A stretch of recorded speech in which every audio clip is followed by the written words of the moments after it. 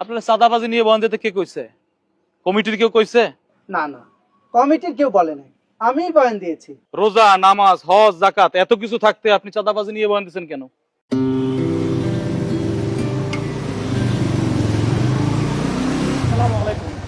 ওয়ালাইকুম সালাম। কেমন আছেন ভাই? আলহামদুলিল্লাহ, ভালো আছো তোমরা?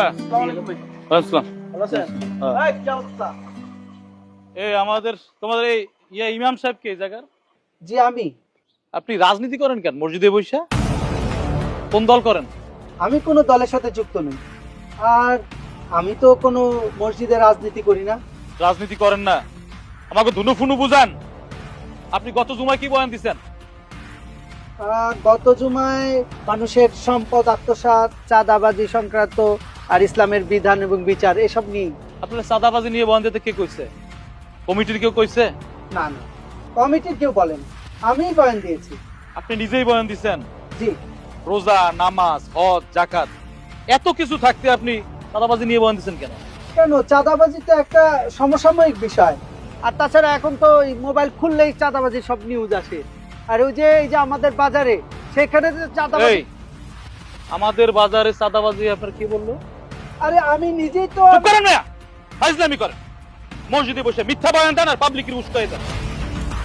এত পাওয়ার কই পান আপনি? হ্যাঁ, আমার নির্বাচনী এলাকা চাঁদাবাজি হয় কেউ বলতে পারবে? এই তোমরা কেউ শুনছো? এই তোমরা শুনছো কেউ? কেউ জানে না, আপনি শুধু একা জানেন এই বাজারে চাঁদাবাজি হয়। আমি কেন, শুধু সবাই জানে। আপনার ওই যে আপনার ওই। চুপ করবে না, তুই তো বড় একটা বেয়াদব। তুই প্রথম থেকে বেয়াদবি করতেই আসো। আলেম মানুষ থাকবে নরম সরম তা না। একই যদি রাজনীতি করতেই হয় মসজিদ থেকে বের হই, তারপর রাজনীতি কর। হক কথা বললে, কোরআনের কথা বললে যদি রাজনীতি হয়, বেয়াদবি হয়, তাহলে আমি রাজনীতিবিদ, আমি বেয়াদব। তুই আসলেই একটা বেয়াদব। আর তোর মতো বেয়াদব রে কিভাবে শায়েস্তা করতে এটা আমার জানা আছে। 5ই আগস্টের পর তোমাকে পাংখা গজাই গেছে না? এই ছেলে, ইমাম সাহেব মাপ চাবে। আর এতক্ষণ তোমরাই বেয়াদবি করছিল মিয়া। মাপ তো তোমাদের চাওয়া উচিত। আপনার ছেলে ইমামতি কেমনে করে দেখালো মু। এই থাম চাচা, এইবার বুঝলাম ইমাম সাহেব এত সাহস কই পায়। এই সাহস কই পায় মানে? এটা কোন ধরনের কথা? হ্যাঁ, ইমাম শব্দের অর্থ হলো নেতা। নেতায় যদি সাহস করে কথাই না বলতে পারে, তাহলে কিসের নেতা আর কিসের ইমাম? হ্যাঁ, প্রথম থেকে চুপ ছিলাম, কিচ্ছু কই নাই, কারণ আমাদের নেতা কথা বলতেছিল। চাচা, হুজুরের নেতা বানাই ফেলাইলেন।